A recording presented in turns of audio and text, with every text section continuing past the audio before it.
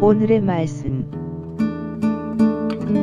예레미야 52장 1절부터 11절 말씀. 하나님 아버지 은혜 감사합니다. 목요일 이 아침도 가정에서, 직장에서, 각 처소에서 주님 앞에 나와 주님의 말씀 앞에 엎드리게 하시니 감사합니다. 이 시간에도 성령을 통해 하나님의 음성을 들려 주옵소서. 예수님의 이름으로 기도합니다. 아멘. 할렐루야. 성교 성도 여러분, 오늘 하루도 주님과 동행하시고 말씀으로 승리하는 하루가 되시길 바랍니다. 오늘 우리에게 주신 하나님의 말씀은 예레미야 52장 1절에서 11절 말씀입니다. 52장은 바벨론에 의한 예루살렘 멸망에 대한 증언으로 열왕기하 24장 18절에서 25장 30절과 내용이 거의 일치합니다. 예레미야의 예언을 귀담아 듣지 않고 순종하는 데 주저했던 시드기야는 마침내 나라의 멸망을 막지 못하고 비참한 치호를 맞이하게 되었습니다. 대부분의 유다왕이 그랬던 것처럼 시드기야는 선대의 악을 따라갑니다. 사실 그는 그것이 악인지도 모르고 따라 행했을 수 있습니다. 남들이 아니 이전 사람들이 그렇게 했으니 등 여러 이유로 우리는 다른 사람이 행했던 악을 별 고민 없이 배우고 행합니다. 하지만 이런 미숙한 답습은 우리 생명과 영혼을 담보로 한 것입니다. 그렇기에 우리는 작은 행동 하나, 습관 하나, 우리 마음에 있는 작은 감정과 지식 하나까지 살피고 분별해야 합니다. 유다의 시드기야 왕은 2절 말씀처럼 여호야김의 모든 행위를 본마다 여호와 보시기에 악을 행했습니다.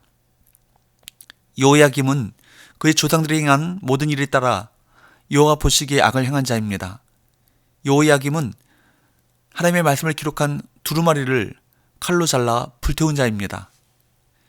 시드기야 왕 때 유다가 당한 재앙은 조상 때부터 쌓아왔던 죄에 대한 하나님의 진노의 심판이었습니다. 만일 시드기야가 여호야김의 악행을 본받지 않고 하나님의 말씀에 순종했더라도 유다의 패망을 막지는 못했을 것입니다. 하나님은 이미 므낫세 왕의 죄로 인해 유다를 향한 진노의 심판을 결정하셨기 때문입니다. 그러나 시드기야가 하나님의 말씀에 순종해 바벨론 왕 느부갓네살에게 항복했더라면 자식들이 죽는 것을 목격하고 눈이 뽑히는 그 수모는 당하지 않을 수 있었습니다. 하나님의 말씀을 거역해 비참한 일을 당한 시드기야의 행보는 유다의 멸망 원인과 결과를 보여줍니다. 시드기야는 하나님에 대한 신앙도 왕으로서의 줏대도 국제 정세에 대한 시야도 없었던 자입니다.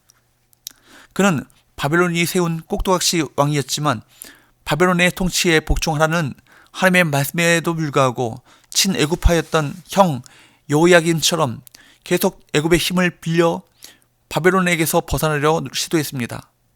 그는 결국 베니게, 모압, 에돔, 암몬 등과 함께 힘을 합쳐 애굽의 도움을 받아 바벨론에게 저항하자는 움직임이 생기자 거기에 동조하고 말았는데 그렇게 해서는 안 되는 것이었습니다. 이미 예레미야를 통해 여러 차례 경고와 예언의 말씀을 받았기 때문입니다. 그럼에도 불구하고 그는 하나님의 말씀에 불순종하였습니다.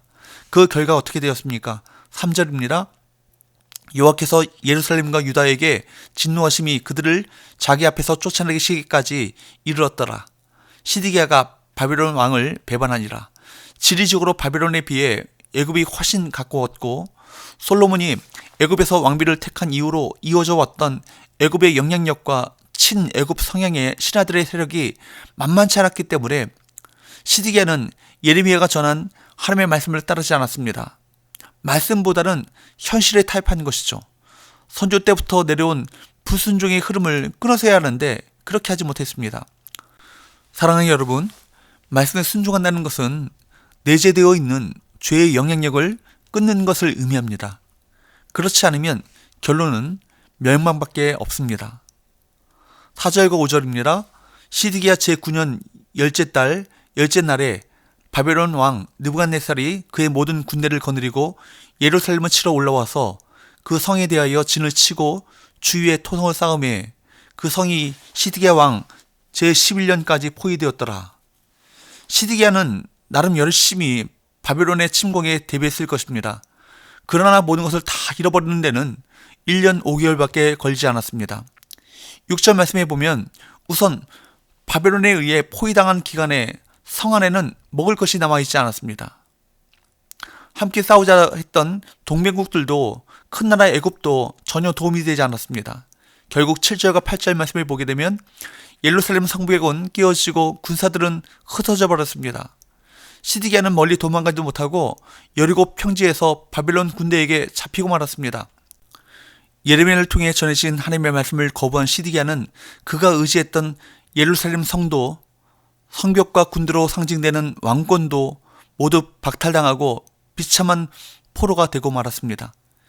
이처럼 하나님이 아니라 눈에 보이는 것을 의지하면 결국 모든 것을 잃어버리고 맙니다. 영원히 존재하시는 하나님을 의뢰할 때에야 우리는 모든 것을 보장받을 수 있습니다. 9절입니다. 그들이 왕을 사로잡아 그를 하맛 땅 리블라에 있는 바벨론 왕에게로 끌고 가매 그가 시드기야를 심문하니라. 시드기야는 결국 북쪽 시리아에 있는 리블라로 끌려갑니다.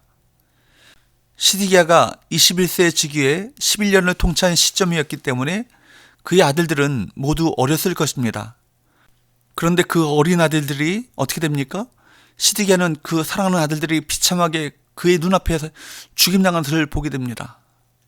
그리고 11절 말씀을 보십시오. 11절 시드기야의 두 눈을 빼고 노사슬로 그를 결박하여 바벨론 왕이 그를 바벨론으로 끌고 가서 그가 죽는 날까지 옥에 가두었더라. 시드기야는 그 후에 눈이 뽑힌 채 약속의 땅에서 쫓겨나 바벨론에서 죄수로 최후를 맞이했습니다.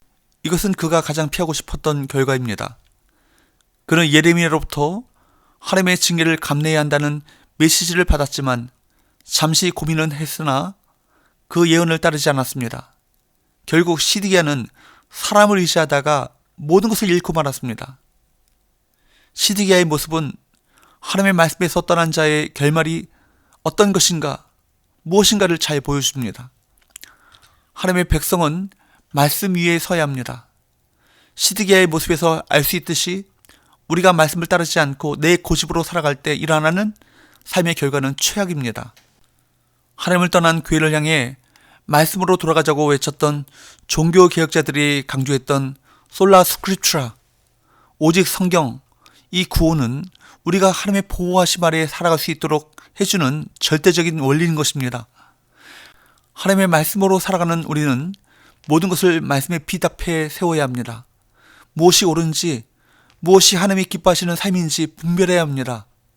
우리가 습관 혹은 습관에 대한 고집으로 살아간다면 하나님은 어떻게 해서라도 우리의 죄악된 고집과 습관을 교정하실 것입니다. 그리고 그 과정은 아마도 매우 힘들고 아플 것입니다. 그러므로 말씀을 알지 않고 그 말씀에 순종하지 않으면 우리가 지금 가지고 있고 누리고 있는 모든 것을 다 잃을 수도 있다는 경각심을 가져야 합니다. 혹시 내게 아직도 순종하지 못하고 있는 하나님의 말씀이 있다면 이 시간에 철저하게 회개하고 순종의 결단을 내려야겠습니다. 기도합시다.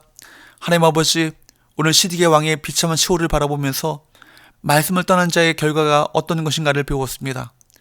우리 삶의 모든 부분을 말씀 앞에 비추어 하나님께서 기뻐하시는 것이 무엇인지를 분별하며 그 길을 선택하며 나갈 수 있도록 우리를 인도하여 주옵소서. 예수 이름으로 기도합니다. 아멘.